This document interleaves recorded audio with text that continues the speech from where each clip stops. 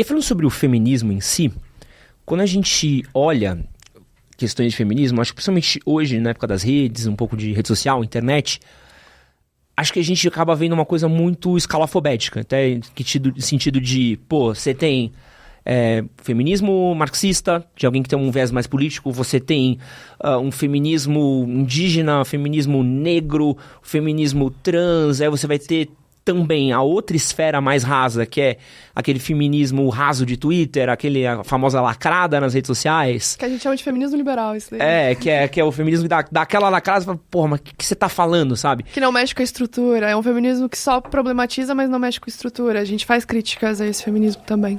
Então, acho que o que eu queria saber, ou pelo menos ter uma pintura geral sua, é o que é o feminismo hoje e o que era o feminismo hoje? Então, atualmente a gente usa o termo feminismos quando a gente fala de feminismo, porque o movimento feminista é muito grande. O movimento feminista é um movimento social que luta pelo direito das mulheres em relação ao sistema que nós vivemos. O que seria esse feminismos que a gente fala? São essas correntes entre mulheres, como você falou, existe o feminismo indígena, o feminismo negro, o anarcafeminismo, o feminismo liberal, o feminismo marxista, o feminismo radical. Cada um desses feminismos são correntes filosóficas que vão analisar esse sistema que a gente vive e trazer reivindicações, pautas, vão teorizar também como que a gente vai abolir esse sistema, como que a gente vai superar esse sistema. Então, quando você falou ali do feminismo de Twitter, a gente chama esse feminismo de feminismo liberal, que é esse feminismo que ele problematiza tudo, ele encontra problema em tudo, mas ele não traz uma solução que mexe com a estrutura, que abala a estrutura, sabe? Que é um feminismo que... ele é um feminismo de mercado, ele é bonitinho, ele lacra, ele traz problematizações e tudo mais, mas ele não traz as soluções para aquele problema. Então, a pessoa vai falar, existe a violência de gênero e tudo mais, trazer todas as críticas, problematizações, mas como que a gente soluciona? A pessoa não traz a solução. Traz a crítica, realmente existe esse problema, mas como que a gente soluciona? Então, o feminismo que eu faço parte, que é o feminismo marxista, a gente analisa muito as estruturas, como está estruturado esses problemas. Então, existem todos esses feminismos que vão teorizar sobre como que vai abolir a opressão da mulher, como que a gente vai se emancipar. O objetivo dessas correntes filosóficas é saber como que nós vamos nos emancipar enquanto mulheres, né? Mas cada uma vai ter uma visão diferente, uma pauta diferente. Como, por exemplo, o feminismo indígena, as feministas indígenas têm uma visão diferente sobre como solucionar a violência doméstica. Por exemplo, a Lei Maria da Penha, se hoje você denuncia, o teu marido vai preso.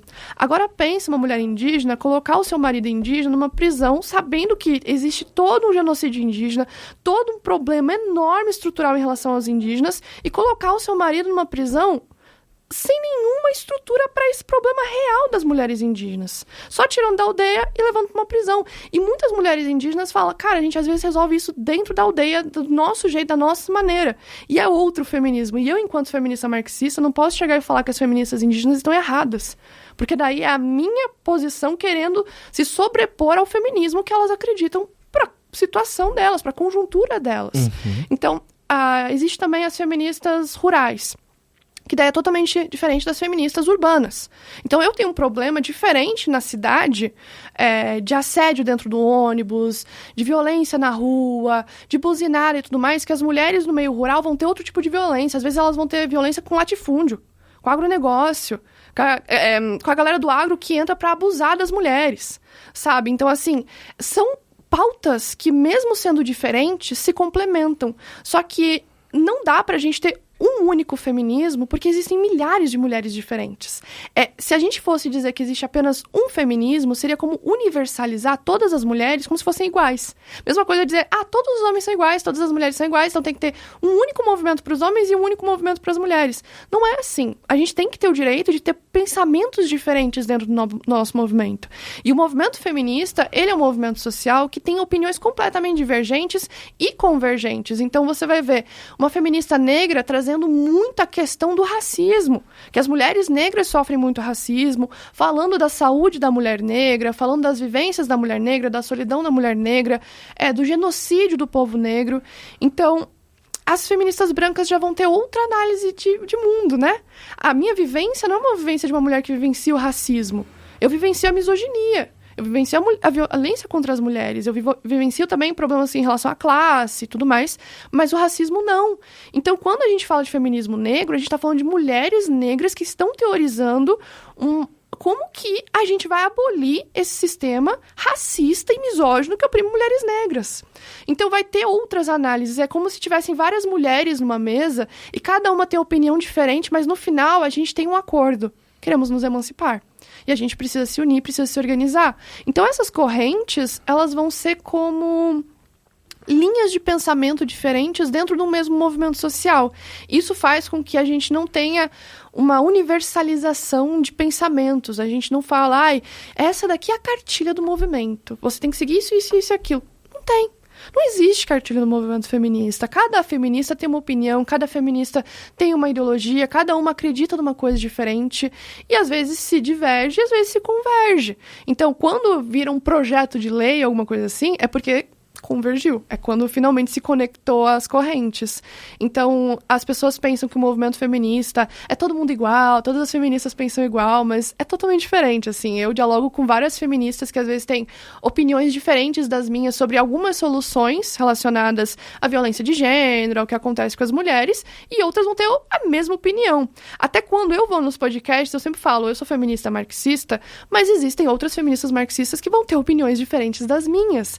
Então, é importante a gente ouvir todas as feministas, todas as mulheres que fazem parte do movimento, dar espaço para todas elas, porque tem opiniões diferentes. Então pode ser que hoje você me chame para ser feminista marxista, amanhã vem uma feminista indígena, amanhã vem no outro dia uma feminista negra, e cada uma vai trazer para ti uma definição diferente de algumas coisas. Então talvez a feminista negra, ela vai falar muito sobre a violência relacionada ao racismo, a solidão da mulher negra, a saúde da mulher negra, como que é negligenciada, o que elas passam dentro das periferias com os filhos que são assassinados. Então a vivência delas é outra.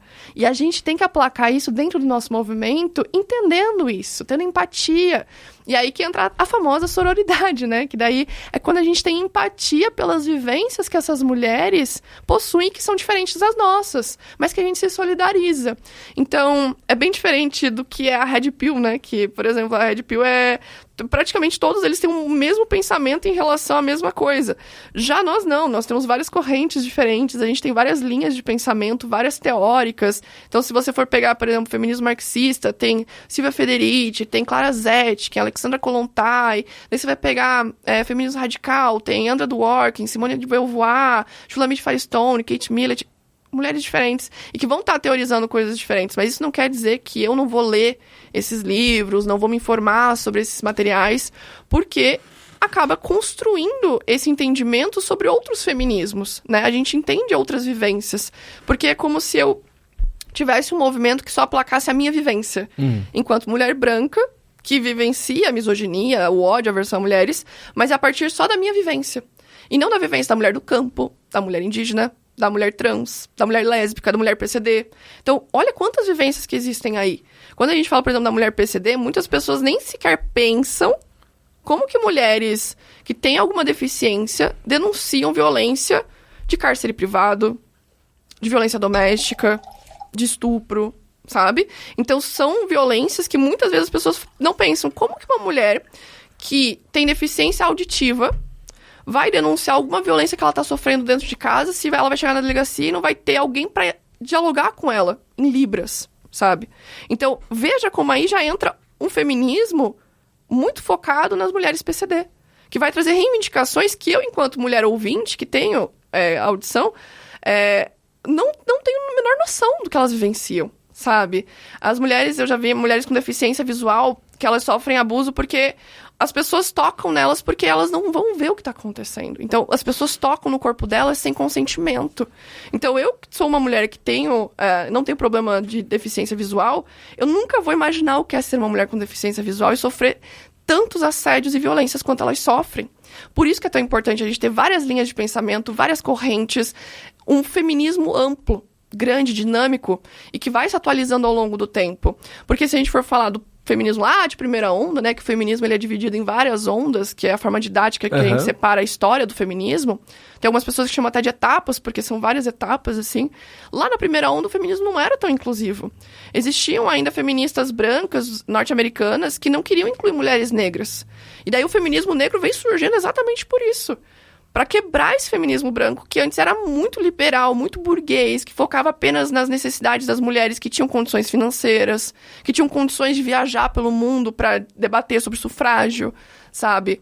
Então, no início, lá na primeira onda, era um feminismo muito excludente, que ainda não aplacava todas as mulheres. Existiam mulheres negras reivindicando junto o sufrágio, como Ida B. Wells, e outras mulheres negras que estavam em manifestações, mas existiam feministas brancas, como Alice Paul, que falavam, não, vocês vão para trás da manifestação. Imagina, isso lá na primeira onda. Então agora, o que é o feminismo agora? A gente luta muito por um feminismo mais inclusivo, interseccional. O que seria esse interseccional? Que analisa essas intersecções de opressões da mulher PCD, da mulher negra, da mulher trans, da mulher periférica, da mulher indígena, da mulher rural. Então, hoje o feminismo ele é muito mais inclusivo do que o feminismo lá de primeira onda. Porque lá na primeira onda feminista, quando as sufragistas estavam lutando pelo direito ao voto, ainda era um feminismo muito burguês, muito focado nas mulheres da elite, nas mulheres que tinham condições financeiras, das mulheres que só faltava o direito de votar, sabe? Que só faltava o direito de algumas coisas ainda. Mas agora, a gente tem um movimento muito mais dinâmico, muito mais amplo, muito mais inclusivo, muito mais diverso. Claro que nós sempre vamos ter as autocríticas, ainda tem algumas coisas que rolam no movimento que não é muito legal, mas é importante sempre ter essa autocrítica, sabe? E o movimento está sempre evoluindo, é um movimento muito dinâmico. Então, a gente, daqui 5 anos, pode estar lutando por outras reivindicações que conquistamos agora. Então, pense, primeira onda, a gente estava lutando por direitos civis básicos. Direito de estudar, direito trabalhista, direito ao voto, coisas básicas, direito à guarda do filho, direito a uma conta bancária, direito a um cartão, direito a poder abrir uma empresa, então coisas básicas. Na segunda onda feminista já entra direitos sexuais e reprodutivos, método contraceptivo, planejamento familiar, educação sexual, sexualidade, a mulher entendendo a condição que ela existe, né? Aí entra Simone de Beauvoir, quando ela começa a teorizar sobre feminismo.